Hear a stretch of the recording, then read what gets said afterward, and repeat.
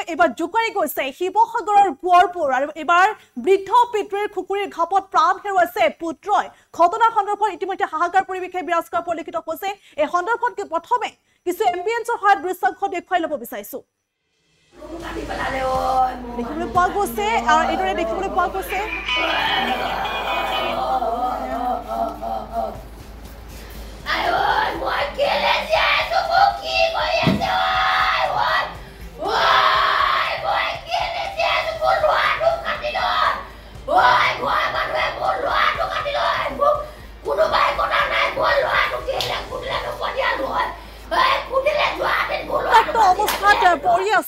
বিছনাত পৰি আছে পুত্ৰৰ মৃতদেহ আৰু এইদৰে পিতৃয়ে চোকা কুকুৰেৰে ঘপিয়াই হত্যা কৰিছে পুত্ৰক আৰু নিৰ্মমভাৱে হত্যা কৰা দেখিবলৈ পোৱা গৈছে আৰু শিৱসাগৰৰ কোঁৱৰপুৰত এই হাহাকাৰ পৰিৱেশে বিৰাজ কৰা পৰিলক্ষিত হৈছে আৰু কুকুৰেৰে ঘপিয়াই হত্যা কৰিছে পুত্ৰক ৩২ বছৰীয়া পুত্ৰক এবাৰ ঘপিয়াই হত্যা কৰিছে পিতৃয়ে আৰু এইদৰে দেখিবলৈ পোৱা গৈছে দীৰ্ঘদিন ধৰি পুত্ৰই সুৰা সেৱন কৰি ঘৰত অশান্তিৰ সৃষ্টি কৰিছিল পিতৃ মাতৃক অশ্ৰাব্য গালিগালাজ পাৰিছিল আৰু যাৰ ফলত অতিষ্ঠ হৈ পিতৃয়ে এই ধৰণৰ পদক্ষেপ গ্ৰহণ কৰিবলগীয়া হৈছে সেই দৃশ্যাংশত দেখুওৱাৰ যত্ন কৰিছো কিমান অতিষ্ঠ হলে আচলতে নিজ পুত্ৰৰ সৈতে পিতৃয়ে এনে ঘটনা সংঘটিত কৰিব পাৰে সেয়া হয়তো আপুনি দৃশ্য দেখিয়ে অনুমান কৰিব পাৰিছে কিমান নৃশংস আছিলে এই হত্যাকাণ্ড আৰু শিৱসাগৰৰ কোঁৱৰপুৰৰ কাৰিগাঁৱত এই চাঞ্চল্যকৰ হত্যাকাণ্ড সংঘটিত হৈছে এই চাঞ্চল্যকৰ হত্যাকাণ্ড এতিয়া শিৱসাগৰ জোকাৰি গৈছে আৰু এতিয়া পিতৃয়ে এইদৰে চোকা কুকুৰেৰে ঘপিয়াই হত্যা কৰিছে পুত্ৰক আৰু জানিব পৰা মতে সুৰা সেৱন কৰি পুত্ৰই ঘৰত অশান্তিৰ পৰিৱেশ সৃষ্টি কৰিছিল আৰু সেই অভিযোগ এতিয়া উত্থাপন কৰিছে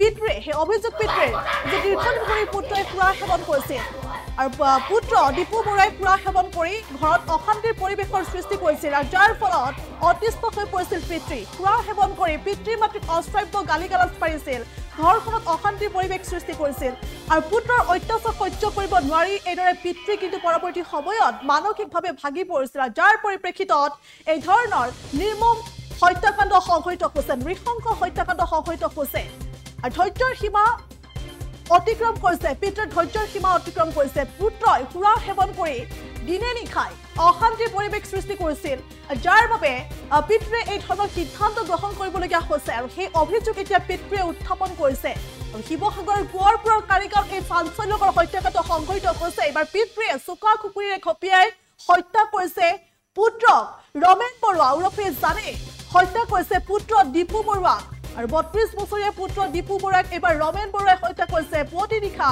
খোৱা পাতিতে হত্যা কৰিছে দীপু বৰুৱাক আৰু সুৰাপান কৰি পুত্ৰই ঘৰত অশান্তিৰ পৰিৱেশ সৃষ্টি কৰাৰ অভিযোগ উত্থাপন কৰিছে পিতৃয়ে আৰু দীৰ্ঘদিন ধৰি পুত্ৰই এইদৰে ঘৰখনত অশান্তিৰ সৃষ্টি কৰিছিল সুৰা সেৱন কৰি আহে আৰু সুৰা সেৱন কৰাৰ পাছত ঘৰখনত অশান্তিৰ পৰিৱেশ সৃষ্টি কৰিছিল পুত্ৰ দীপু বৰুৱাই পিতৃ মাতৃক অশ্ৰাব্য গালিগালাজ পাৰিছিল ঘৰখনত অশান্তিৰ পৰিৱেশ সৃষ্টি কৰিছিল পুত্ৰই অত্যাচাৰ কৰিছিল পিতৃ মাতৃক আৰু সেই অভিযোগ এতিয়া স্থানীয় ৰাইজে তুলিছে আৰু লগতে অত্যাচাৰ সহ্য কৰিব নোৱাৰি পিতৃ কিন্তু এমাহৰ পৰা মানসিকভাৱে ভাগি পৰিছিল বুলিও জানিব পৰা গৈছে যাৰ পৰিপ্ৰেক্ষিতত এই ধৰণৰ ঘটনা এতিয়া সংঘটিত হৈছে বুলি জানিব পৰা গৈছে আচলতে পিতৃয়ে ধৈৰ্যৰ সীমা অতিক্ৰম কৰিছে ধৈৰ্যৰ সকলো সীমা অতিক্ৰম কৰাৰ পাছত এই নৃশংস হত্যাকাণ্ড এতিয়া সংঘটিত হৈছে শিৱসাগৰৰ কোঁৱৰপুৰৰ কাৰিগাঁৱত এই চাঞ্চল্যকৰ হত্যাকাণ্ড এতিয়া চাঞ্চল্য বিৰাজ কৰা পৰিলক্ষিত হৈছে আৰু ইতিমধ্যে ঘটনাস্থলীত আৰক্ষী উপস্থিত হৈছে আৰু আৰক্ষী উপস্থিত হৈ ঘটনা সন্দৰ্ভত তদন্ত আৰম্ভ কৰিছে এই সন্দৰ্ভত কিছু মন্তব্য আহি পৰিছে দৰ্শকলৈ আগবঢ়াইছো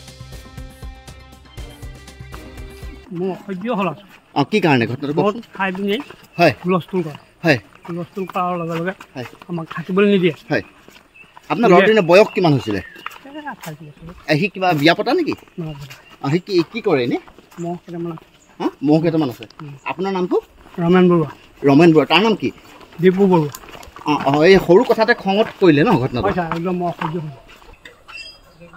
এনে ঘটনাটো কেইটামান বজাত কৰিলে ৰাতিপুৱা 4টামান বজাত ন কিহেৰে মাৰিলে দাহে ঘপিয়ালে ন আপোনাৰ ল'ৰা কেইটা দুটা সৰু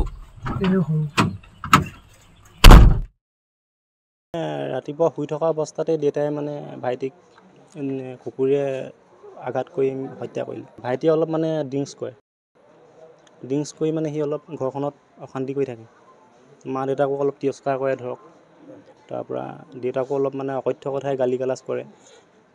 তাৰপৰা সেইবিলাক সংক্ৰান্ততে দেউতাই মানে অলপ মানসিকভাৱে ভাগি পৰিছিলে। দেউতাই অলপ বহুত দিনৰ পৰা এই 1 মাহমানৰ পৰা মানে মানসিকভাৱে অলপ হেৰি হৈ আছিলে মানে সেই অত্যাচাৰ হেৰিত মানে তাৰ অত্যাচাৰতে মূলভূত মানে এইটো সুৰাৰ কাৰণে হয় ছাৰ। সি কালি সুৰা কৰিয়ে আহিছিলে। তাৰপৰা আহি পিনে দেউতাৰ লগত অলপ মানে দেউতাক অলপ মানে তিৰস্কাৰ কৰা দি কৰিছিলে। সুৰা আছে ছাৰ, এই অলপ আগত তিনিআলিত আছে। এই সুৰাৰ কাৰণে ছাৰ আমাৰ গোটেই পৰিৱেশটো এনেকুৱা হৈছে। তো মানে মোক ইয়াৰ পৰা ল'ৰাজনে ফোন কৰিলে ৰাতিপুৱা 5:11 মই শুই উঠিছোঁহে, বোলে এনেকৈ আপুনি ইয়ালৈ আহকচোন, আমাৰ এইটো বৰুৱা হেৰি বুলি কয়, এই জানৰ ঘৰলৈ আহক, এনেকৈ ঘটনা এটা হ'ল। মোৰ কি ঘটনা হ'ল? তেতিয়া ক'লে যে এই জানে এই হেৰিত কাটিলে, এই পুতেকক কাটিলে, আপুনি সোনকালে আহক। মই আহি দেখিলোঁ হয় বিচনাত তেনেকৈ শুই আছে, শুই থকা অৱস্থাতে হেৰি কৰিলে। আৰু দেউতাকক যেতিয়া সুধিলোঁ ৰমেন বৰুৱাক, তেতিয়া তেওঁ নিজৰে কৈছে যে মোৰ ঘৰত অশান্তি কৰি থাকে, সি পানী দুনি খায়, সেইকাৰণে মোৰ ধৈৰ্যসীমা পাৰ হৈ মই তাক এনেকুৱা কাম কৰি দিলোঁ, আইন হাতত তুলি ল'লোঁ। তেওঁৰ নাম দীপু বৰুৱা, তেওঁৰ নাম ৰমেন বৰুৱা, পিতৃ আৰু পুত্ৰ। হয়, তেওঁ নিজে স্বীকাৰ কৰিছে। আমাক কৈছে আৰু বোলে সদায় আজি বছৰ ধৰি অশান্তি কৰি আছে, মদ খাই 12টা বজাত ঘৰলৈ আহে, আমাক শুবলৈ নিদিয়ে, ঘৰৰ পৰা উলিয়াই দিয়ে, ওলাই যা বুলি, তেনেকৈ মানে। তেখেতৰ বয়স 32 বছৰ। হয়, তেখেতৰ নাম 75।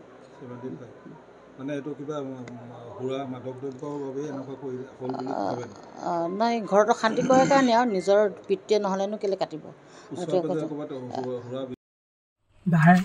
দাহে ঘপিয়ালে ন আপোনাৰ ল'ৰা? মোৰ অসহ্য হ'ল আছোঁ। কি কাৰণে ঘটনাটো? বহুত খাই পিনি হয় হুলস্থুল কৰে। হয়, হুলস্থুল কৰাৰ লগে লগে হয় আমাক থাকিবলৈ নিদিয়ে। হয়, আপোনাৰ ল'ৰাটোৰ বয়স কিমান হৈছিলে? 28 বছৰ। সি কিবা বিয়া পতা নেকি? সি কি কৰে এনেই? মহ কেইটামান আছে। মহ কেইটামান আছে। আপোনাৰ নামটো? ৰমেন বৰুৱা। ৰমেন বৰুৱা। তাৰ নাম কি? দীপু বৰুৱা। এই সৰু কথাতে খঙত কৰিলে ন ঘটনাটো? একদম অসহ্য হ'ল।